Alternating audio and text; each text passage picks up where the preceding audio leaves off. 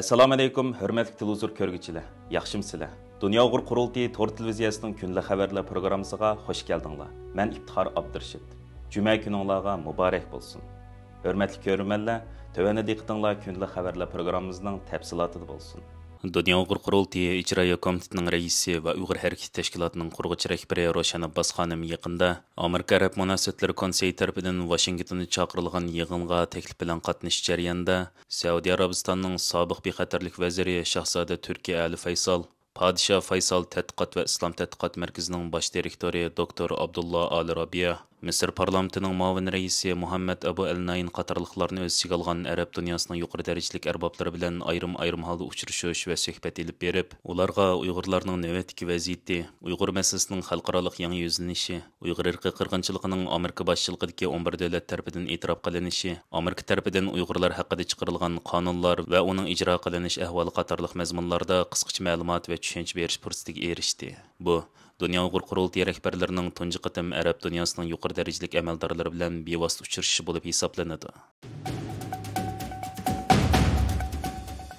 Dunyo Uyg'ur qurultiyi ijroiya komitetining muavin raisi Erkin Zonon va Qurultay muhojirlar markazining mudiri Adil Chinarlarni tarkib topgan qurultay hay'ati Uyg'ur davosining asosini yaratish va ta'sirchanligini oshirish maqsadida 11 noyabrdan 13 noyabrgacha nupusining 20 dan ko'proq musulmonlarni tashkil topgan Albaniyani ziyorat qilgan edi.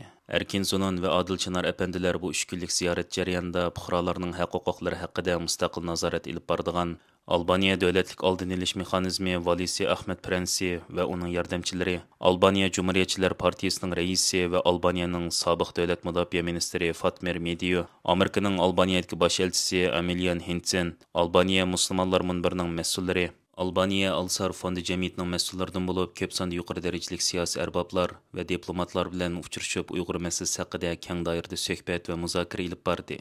Erkin Zonon va Adil Chinar apandilar yuqori uchrashishlar jarayonida ularga 2017-yili boshlangan cho'ng tutqundan buyon Sharq Turkistonda taxminan 3 milliondan ko'proq Uyg'ur va boshqa Turkiya xalqlarining hech bir qonun asosiga tayanmagan holda turmalarga va jazo lagerlariga qamalganligi, Uyg'urlarning madaniy meroslarining vayron qilinganligi, majburiy tug'mas qilinganligi, majburiy dinsizlashtirilganligi, milliy ma'rifi butunlay cheklanganligi, tili Yeziqi va urf-odatlari cheklanib, majburiy xitoylashtirilganligi, xohlagancha tutqun qilish, qiynash va xo'rlash qilmishlarining avjiga chiqqanligini, qisqasi, navbatda Sharq Turkistonning haqiqiy bir ust uchiq turmaga aylanganligini amaliy misollar bilan sharhlab o'tdi.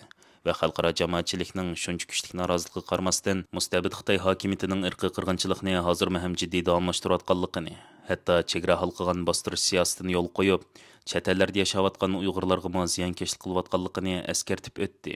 Erkin Zonon va Adil Chinar apandilar so'zlarida yana Uyg'ur masalasining xalqarodagi taraqqiyot yuzlanishi, Uyg'ur irqiy qirg'inchiligining 11 davlat tarafidan rasmiy qabul qilinishi, BDT kishilik huquq oliy komissarligining Uyg'ur masalasi haqida e'lon qilgan doklati, Amerikada Uyg'urlar haqida maxsus chiqarilgan qonunlar va uning ijro qilinish ahvoli qatorliq masalalarda tafsiliy ma'lumot va tushuncha berish bilan birga, navbatda Xitoy hokimiyatining dunyo jamoatchiligining bo'libmi islom dunyosining ko'zini bo'yash uchun Sharq Turkistondagi haqiqatlar burmalangan g'oyat zo'r tashqi tashviqot harakatini qo'zg'ash orqali o'zlarining Uyg'urlar ustidan yurgizayotgan irqiy qirg'inchiligini va insoniyat qarshi jinoyatlarini yoshirishga urinayotganligini, shunga Albaniya hukumatining va xalqining Xitoyning bu xil soxta tashviqotlardan hazar aylab, Uyg'ur irqiy qirg'inchiligini to'xtatib qilish uchun Amerika boshchiligidagi g'arb demokratik ellar tarafidan boshlangan xalqaro birlik sabga aktivlik bilan ishtirok qilishini orzu qilganligini ifoda qilishdi. Bu Dunyo Uyg'ur qurultiyi hay'atining Albaniyaga ilib borgan tunji xizmat ziyorati bo'lib hisoblanadi.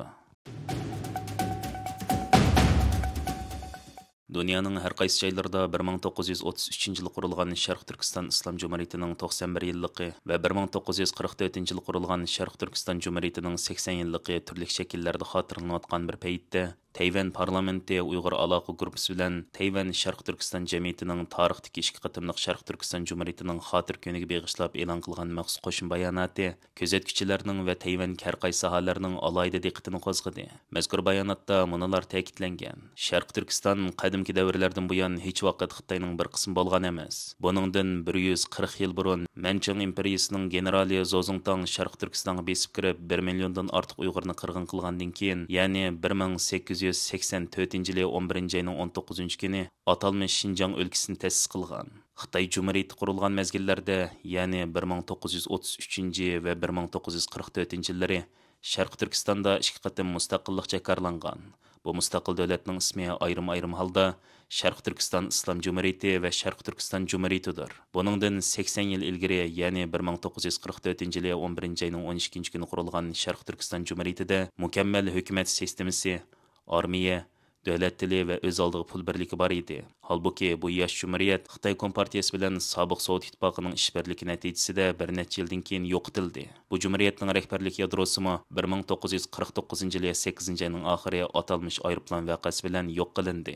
Mazkur bayonotda yana munolar aytilgan. 2009-yili 7-ayning 5-kuni Urumchida yuz bergan 5-yo'l qirg'inchiligi, 2017-yilning 5-dan boshlab 3 milliondan ortiq Uyg'urning jazo lagerlariga qamalishi, Xitoyning Sharq Turkistonda yurgizgan majburiy emgak, majburiy tug'ut cheklash qatorliq vahshiy siyosatlar haqida Amerika hukumati va davlat majlisi, shundaqla ondan ortiq davlatning parlamentlari maxsus qaror ma'qullab, uni irqiy qirg'inchilik va insoniyat qarshi jinoyat deb e'lon qildi.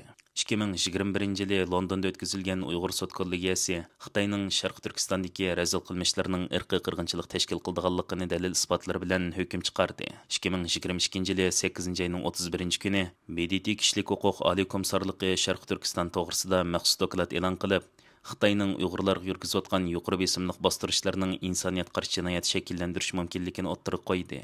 Sharq Turkiston Cumhuriyeti qurilganligining bu xotir kunida biz Xitoy Kompartiyasining hilam davomlashayotgan razil qilmishlarini ayblagandan boshqa yana Uyg'urlarning o'z taqdirini o'z belgilash huquqiga ega bo'lishini va o'zlarining mustaqil davlatini baldiroq qurib chiqishni qo'llab-quvvatlaydi.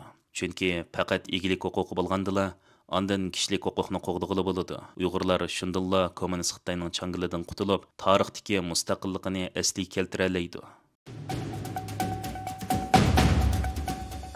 Amerika Avam Palatasining sobiq raisi Nancy Pelosi xonim 12 noyabr Amerika Davlat Majlisida o'tkazilgan Sharq Turkiston Cumhuriyet kunini xotirlash yig'inida qilgan so'zida Amerika Davlat Majlisidagi ikki partiyaning Uyg'urlar masalasida izchil holda o'xshash fikr asosida ish ko'rayotganligini ta'kidladi. Nancy Pelosi xonim so'zda mundaq deb ko'rsatdi: Uyg'urlardan iborat mushundaq bir munavvar millat Xitoy Kompartiyasining hukmronligida hozir millionlab lagerga qamilishdek insoniyat qarshi jinoyat va qirg'in qilinishga duch kelmoqda.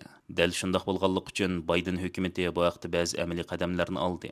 Amerika Avam Palatasi Uyg'urlar haqidagi 3 qonun loyihasini mutlaq ustun ovoz bilan ma'qulladi. Mayli Xitoy hukumati bu kishilarni turmalarga qamitish yoki atalmış jinoyatlarni iqror qilishga majburlashdan qat'iy nazar, lagerlardagi bu kishilar hech qachon unutilmaydi. Amerika Davlat Majlisidagi ikki partiya Uyg'urlar masalasida izchil o'xshash fikr asosida ish ko'rdi. Chunki Xitoy bilan bo'lgan muomalada iqtisodiy manfaat ustunlikni egallab olsa, u holda Amerika Qo'shma Shtatlari o'zlarining kishilik huquq to'g'risida so'z qilishdagi yetakchilik o'rnini yo'qotib qo'ydi.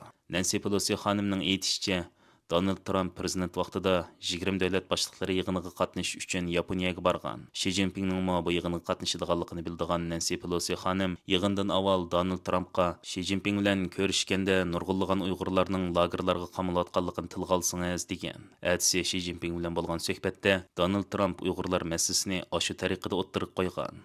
Hurmatli ko'rmanlar, yuqorida diqqatingizga kunlik xabarlar programmamizning tafsilotini sundik. Keng qitimliq sonimizgacha ko'rishkish omon bo'lgaysizlar. Stansiyamizning YouTube kanaliga a'zo bo'lishni unutmang. Xayr xo'sh.